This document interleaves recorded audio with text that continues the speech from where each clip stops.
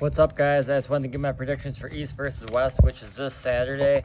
Awesome card. I have more to say about some of these matches than others. Some of them I don't have too much to say, but we're gonna start now. Tim Talmadge versus, sorry if I say any names wrong, Vala Ichkidi. This is interesting. Tim said he hasn't made 85 kilos. This is at 85 kilos. He hasn't made this weight since 2015. He's been coming along really strong the last couple of years. Looks really strong. He's ranked top, I think, around 10th or 11th in the USA at 210, 95 kilos. Versus Vala, we haven't seen him in a couple of years, but he pulled, I think he pulled maybe 2 matches, but I know he pulled Samushia, and like most people, I believe, I could be wrong, maybe it was a sweep by Samushia. I know Samushia won, but I think Vala either made him work hard or at least maybe got a pin on him in the first round. Hard to say because I haven't seen Vala in a couple of years. I'm sure he's been pulling, just not on the East versus West stage. If I had to guess, I'd say Tim's hand control is really good. I gotta think the Vala probably has more horsepower. I'm gonna go Vala on this one, but I think Tim makes him work hard. Yeah, could be a good match. Could be like Vala hits and but loses his hand a little bit, like halfway down or less, and it's a war. But I gotta go Vala. We have Vlad the Destroyer, Vladislav Krasvaskis versus Artem Popov. I don't really know Artem, but I did see he took 3rd at WAF Worlds last year and 2nd at WAF Worlds the year before. Vlad was super confident. Actually, I would say a little bit cocky when he pulled Myrov recently, but he got destroyed. But Myrov destroyed Samushia too, so whatever. I'm sure he would destroy Artem too. Artem said his goal is to eventually be the world champ in this weight class, East versus West world champion. I think Artem wins. I'm gonna say 3-2. I think it's a close match, but Vlad, the last times I've seen him, hasn't looked like a top 3 85 kilo WAF guy, and Artem consistently is. So I think it's gonna be close, but I think Artem wins. We have Ryan Bellinger versus Zurab. They're both really strong in the hook, right? Bellinger wanted to pull someone who hooks. He wanted to pull Sasho, but then he wanted the hooks because he's fighting top rollers a lot. No one will go on the hook with him. Zurab just hooks. He floppers presses too, but only if someone takes his hand. And yeah, this is gonna be good. On the one hand, I'm Zurab, don't bet against him against anyone that hooks, but I don't know if it's true or not, but Adam Warzinski said he practices with Ryan, and he said that he cannot do anything with Ryan on the hook, not even close. But I also heard Adam say before that he can't beat 100 knobs in practice, so I take it with a grain of salt. I'm going to go Ryan. I'm really unsure about this one. Pre-arm break Zurab, I would probably pick Zurab because his hook looked probably maybe top 3 in the world in this weight. Maybe even number 1, based off him just destroying everyone at AMC. Even beat who did he beat? Did he beat Sagov or Boguslav? I'm not sure. But post-arm break, Zurab hasn't looked the same, so it's hard to say. But I'm not saying if he loses that it takes anything away from Ryan. I'm just saying because of him not looking the same since his arm break, that's the only reason that I'm giving Ryan the slight edge. Hopefully, maybe whoever wins that one can pull Adam Warzinski, or if Zurab wins, because if Ryan pulls Adam, it'll be East or West versus West. But that would be okay too, actually. I wouldn't mind seeing that. But or maybe the winner can pull the winner of Paulin and Elder. We have Nugo Chikadze versus Krasimir Kostadinov. These guys pulled at the European Championships maybe 3 years ago. Might have been 2 years ago. I think maybe 2 or 3 years ago. 3 probably. And Nugo beat him pretty easily. But Krasi says he's in top form now. Krasi's been kind of hit or miss the last few years, right? But the last time he pulled, last two times I remember seeing him pull, he beat Frank Lamparelli, which actually is a really good win in my opinion, since Frank beat Matt Mask, and Matt Mask destroyed Krasimir a couple years ago. That shows progression on Krasi's part, in my opinion. And Krasi said he's in really good shape right now. He says that a lot, though, even when he doesn't look his best. so I can't take that for everything, but I do believe he's in good shape. He also went through Paul Lynn. I wanted to see him and Paul Lynn pulled for a couple of years. I thought it'd be like a hook war to end all wars, but Krasimir basically dusted him, to be honest. So the last two matches, Krasimir looked really good. I think either Nugo is going to beat him pretty fast, or Krasi wins in the war. And I'm going to go. I'm almost changing my picks here, but I'm going to go Krasi. 3-2. It's got to be 3-2. I think Krasi's back, but and again, it's like it might be like Adam saying he can't do anything with Ryan inside. Like maybe he's just being nice. But Jordan Sonev said that he cannot beat Krasimir inside. So I'm confident if it goes in the hook, Krasimir should win. Nugo did look pretty good against who I'm trying to brain fart here, Bogdan. Actually, when that match first happened, I'm like, man, Nugo actually doesn't look that good, considering I didn't think Bogdan was at that level. But then seeing what Bogdan did to Todd Hutchings, and then going back and watching Nugo and Bogdan, and that's a lighter Nugo because he cut to 220 or 222. That actually makes Nugo look pretty good, but I'll give Krasi the slight edge there. I'm not sure very well on that, though. We have Gabby Vasconcelos versus Irina Draiva. Irina's basically been cleaning up the WAF European stage at 198, 90 kilos. But it's hard to say because Gabby hasn't pulled a lot of the same girls Irina's pulled recently, not in the last few years. But back in 2021, Irina lost to Sarah Bachman, but that was 5 years ago, right? Like that Irina, I would say, would get handled. She did pull Gabby before and kind of slowed her down, made her work a little bit, almost took her hand kind of a little bit, but Gabby just had too much side pressure. Irina seems pretty confident, not cocky, but she does not doubt herself in this match. But I gotta go Gabby. Like maybe Egla if she gets him back in top shape, or she might be in top shape. I'm not sure. Maybe Egla could do something with Gabby, but for the time being, unless it's Barbara, I would have to favor Gabby over everyone. But it could be a good match. I don't know. I'm not trying to be disrespectful, but if it is a close match, Gabby, I don't think has the best gas tank, so she might lose. But like, Gabby did beat Barbara. Like both times she lost her, she did get rounds off of her. So if Irina beats Gabby, like she's basically Barbora's level. So I gotta go Gabby, but could be interesting. Then we have Elder Babenko versus Paul Lynn. That's what I'm really unsure about. I'm curious. They both pulled Arsen Kachatarian before. I don't know how Elder did against him, but I didn't go back and do my research on that. But Elder's been top 3 at WAF. Earlier this year, he was up to 251 pounds. This match is at 210, but that was in February. So, and he says he might be stronger now than he was when he was 251. Paul Lynn said he's coming in strong. This is a close one. I'm not sure, but my heart goes with Paul. I want to pick Paul, but I'm probably going to pick Elder.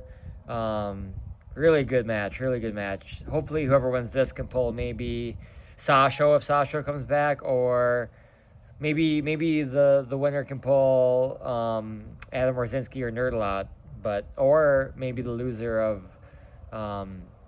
if Irakli loses to Bogdan, maybe.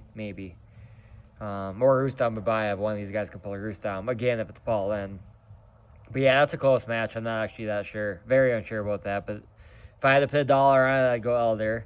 Then we have another match I'm super unsure about. Adam Warzinski versus Nerdlot Adrikhan. On the one hand, okay, so these guys pulled out WAF last year at 187, and this is at 210. And Adam had bulked up. So at WAF last year at 85 kilos, 187, Nerdlot took first, Adam took second, and Nerdlot pretty much flashed them, I'd say. Like, it looked like, though, if Adam could put on the brakes, maybe he could have done something, but he just couldn't put them on quite in time. And since then, Adam bulked up to like 225, 230, and he beat Sandras Chetas. Honestly, I can't see Nerdlot beating Sandras. And then Adam beat the WAF second place guy from the 100 kilo class, Peter Chelis. Can Nerdlot beat Peter Chelis? Maybe, I don't know. But that's pretty crazy. 187 pound guys are beating WAF medalists from the 220 and 242 pound weight class. But Nerdlot's gaining weight too, so Adam's been like 220 probably, cutting to 210, really strong. But Nerdlot is also like over 200 now. He's like 205 probably. So how much stronger has he got putting on the weight? And it's hard to bet against Nerdlot. He's like a really such a great arm wrestler, like WAF world champion at from 121, 55 kilos all the way up to 85 kilos. He missed the 70 kilo title, but he's won like all the weight classes. Just an absolute legend, I would say. One of the greatest Kazakhstan arm wrestlers of the last decade. Whew. If it turns into a war, like Nerdlot can pull it for a long time, but I would never bet against Adam's endurance. Basically, just almost anyone. I'm gonna go. I went Nerdlot in my picks on the website doing the picket contest, but dude, I don't know, man. I gotta go Nerdlot. But if Adam wins, I say 3-2. I think it's back and forth. Like if Adam catches him, he wins in the war, but Nerdlot could flash him. I think Nerdlot's really gonna be going for that hand. Adam's probably gonna stop him, like not in a hook, but like not flat, like partially cupped in. And Nerdlot will be under the table, doing open arm top roll. Maybe he can bust through Adam's hand eventually, but man, Adam will come off the front of the pad. Or Adam could keep holding and wear him out and bring him back. That's close. That's really, really close. I would not bet any money on that match, but I would have to go Nerdlot if I had to pick, just because like I almost picked Adam, but Nerdlot's just like such an incredible arm wrestler that I just pick him because, but that's so close. Then we have Kamil versus Gorgie. Kamil, most people, the casuals and the pros, the elites, they all think Kamil is a huge favorite because Styles, like yeah, Georgie could probably hold him maybe, but how is he going to pin him? He doesn't have a press, and Kamil's going to flop. So if you don't have a press and you're not just overwhelmingly stronger, like it's hard to pin a top presser, a flopper's presser with a top roll. If the guys are similar levels. And like look at Jared Cataract versus Gorgie. That was a long time ago, like 4 years ago. But like, even if Gorgie's got a little bit better, I don't know if he has or not. Even the styles are the same. Your weaknesses are usually always your weaknesses. Gorgie says he has a plan. I don't know if his plan's the hook. He's hinted that maybe that is. I can't imagine that would be a good idea though. I think if he goes in the hook, he's probably gonna get destroyed. Still, probably may be his best idea. Like, if he can get in a hook and get Kamil on the losing side, maybe that's the best chance. But I see this match going two ways, one of two ways. Either Gorgie stops Kamil, obviously he has his hand, and it's a hard match, long match, but Kamil wins because there's no way Gorgie can pin him, or Kamil just blasts him and destroys him. That's one of the matches I'm most sure about. Then we got one of the matches I'm most excited for, Ibrahim Sagov versus Yordan Sonev. They both like the hook. They both like it deep inside. Sagov likes to press. Yordan does kind of a press, or sometimes he's not fully behind his arm, but he's close, does that down pressure, really strong down pressure.